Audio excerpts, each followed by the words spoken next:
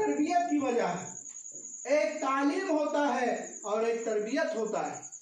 तालीम हर कोई हासिल कर लेता है, लेकिन तालीम के साथ साथ हमें तरबियत भी हासिल करनी चाहिए। आप लोग सुन रहे हैं?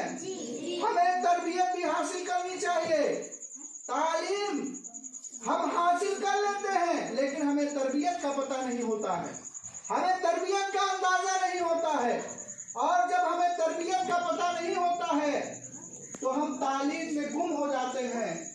हमें जो करना चाहिए हम वो नहीं कर पाते हैं, हमारे अखलाक अच्छे नहीं रहते हैं, हमारा हुस्न सुलूक अच्छा नहीं रहता है, हम एक दूसरे से किस तरह बात करें ये हम अच्छी तरीके से नहीं समझ पाते हैं, जिससे बच्चे हमसे दूर हो जाते हैं, लोग हमसे दूर हो जाते हैं, स्टाफ हमसे दूर होने लगता है, कमेटी के लोग हमसे दूर होने लगते हैं, हमारे घर के अफराद हमसे दूर होने लगते हैं। हमें इल्म के साथ साथ, हमें तालीम के साथ साथ तहजीब और तमद्दुन भी सीखनी जरूरी है।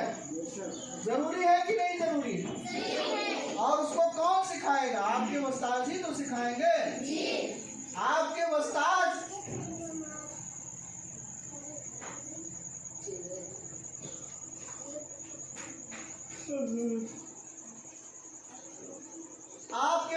ही तहजीब और तमद्दुन सिखाएंगे।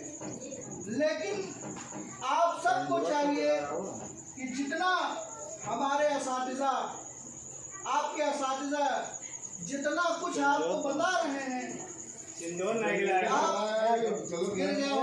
टाइम लगे चेंज हो रहे गया है। हमारे आपके असातिज़ा ने जितना हमारा आपको सिखाया है, हमें चाहिए कि 100 के 100% हम उस पर अमल करें। कितने परसेंट? 100 के 100% अमल करें।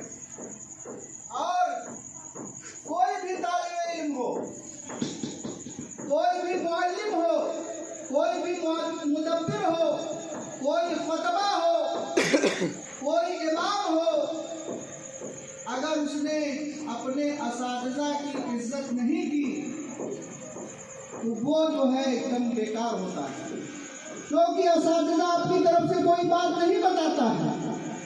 असातिज़ा जो भी बताते हैं वो कुरान और हदीस के दायरे में रहकर सिखाते हैं, वही बताते हैं जो आज से 1400 साल पहले हमारे प्यारे आका मोहम्मद रसूलुल्लाह सल्लल्लाहु अलैहि वसल्लम मक्के में तशरीफ ला करके पूरे अरब के लोगों को बताया कि आपको किस तरह रहना है, किस तरह उठना है, किस तरह बैठना है, किस तरह एक दूसरे से हम कलाम होना है।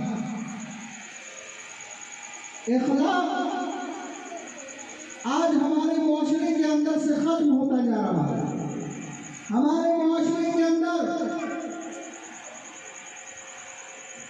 इखलाक की बहुत बड़ी कमी है, जिसकी वजह से हम एक दूसरे तक नहीं पहुंच पा रहे हैं। उसकी एक वजह यह भी है तालीम का न होना। तालीम जब इंसान के पास होता है, इल्म सीखता है वो, तो कुछ न कुछ इल्म की रोशनी में वो गुफ्तगू जरूर करेगा। लिहाजा दुनिया और आखिरत की सबसे बड़ी दौलत, सबसे बड़ी कामयाबी का जरिया, सबसे बेहतरीन सीढ़ी अगर कोई है तो वो तालीम है और उसके बाद तरबियत है। तो हम और आपको जो इतने दिनों में सीख मिली है, इंशाअल्लाह तबारक व तआला हम सब चाहेंगे, हमारे मदरसे के कुल तलबा चाहेंगे कि 2-1 दिन 3 दिन जितने दिन भी हजरत मदरसे में और ठहर रहे हैं, हम ज़्यादा से ज़्यादा उनसे सीखें। और सीखने के बाद हमको यहीं पे उसको खत्म नहीं कर देना है, हमको इस सीख को और आगे बढ़ाना है। जो हमको सीख इन्होंने दी है, हम उस सीख को और आगे ले जाएंगे। हम उस सीख में अपनी तरफ से अच्छी अच्छी सीखों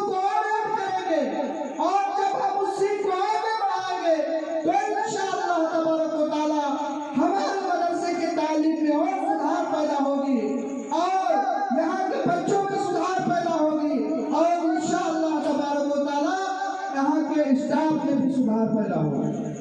लेकिन अगर जितना वो बता के चले गए, अगर हमने उसको वहीं पे छोड़ दिया, उसको वहीं पे तर्क कर दिया, हमने सुना और ख़त्म कर दिया, तो उससे फिर आगे कोई फ़ायदा हम हासिल नहीं कर पाएंगे।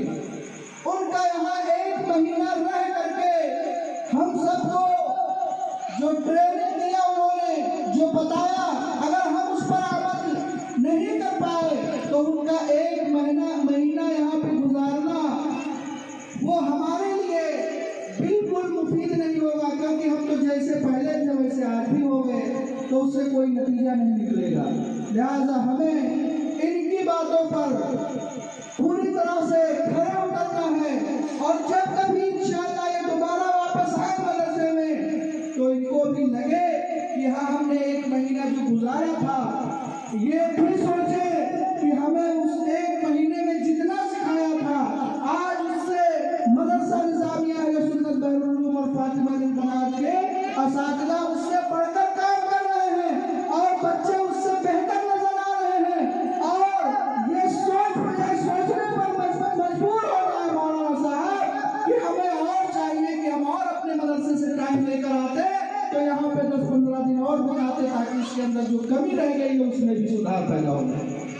लिहाजा हम इन्हीं बातों के साथ ज़्यादा कुछ नहीं बोलेंगे, क्योंकि बहुत कुछ कहने के लिए हमारा बहुत सारा स्टाफ मौजूद है, और वो बारी बारी अपनी बातों को रखेंगे आप लोगों के बीच में।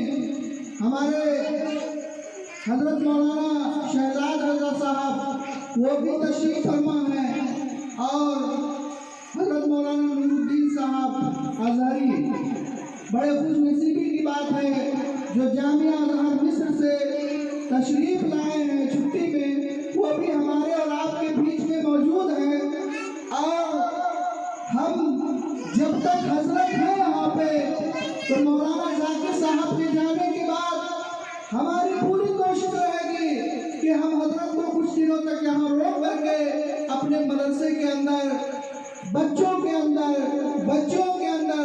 हमारे मुदर्रिसीन के अंदर जो कमियां रह गई हों उसे हम हजरत से कुछ सीख हासिल करें, और उनसे भी सीखने का मौका हम सबको मिलेगा, और वो सीख हासिल हो जाएगी तो इंशाअल्लाह हमारे बच्चे किसी भी स्टेज पे जाएंगे, किसी भी प्रोग्राम में जाएंगे, किसी भी दीगर मदरसे के मुकाबले में जाएंगे, तो इंशाअल्लाह ताला यही बच्चे शेर दिल होकर स्टेज पे खड़े होंगे, और जितना बड़ा बड़ा इनाम होगा वो आपके मदरसे में लेकर आएंगे इंशाअल्लाह।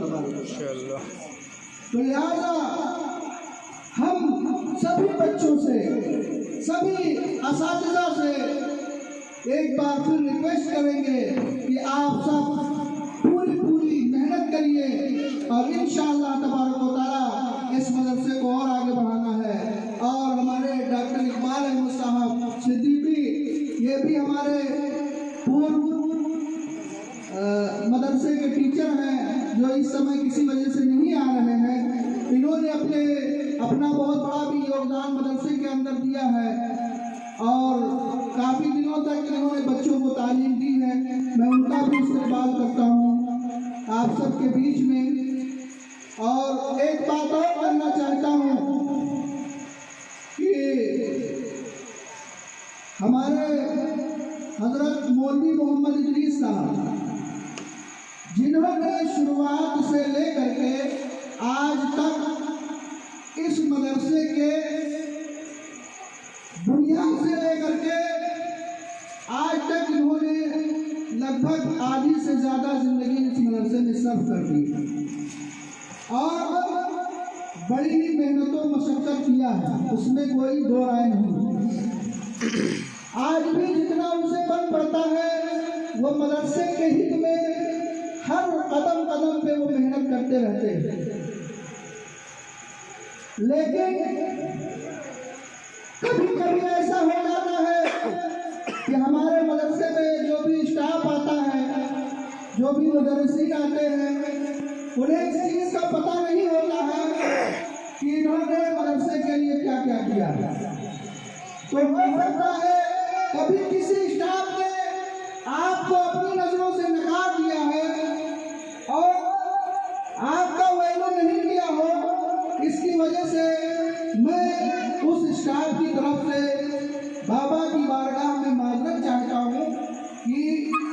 कभी आप ये ना समझे कि आपको मदरसे से निकाला जाएगा या आपको मदरसे से अलग किया जाएगा।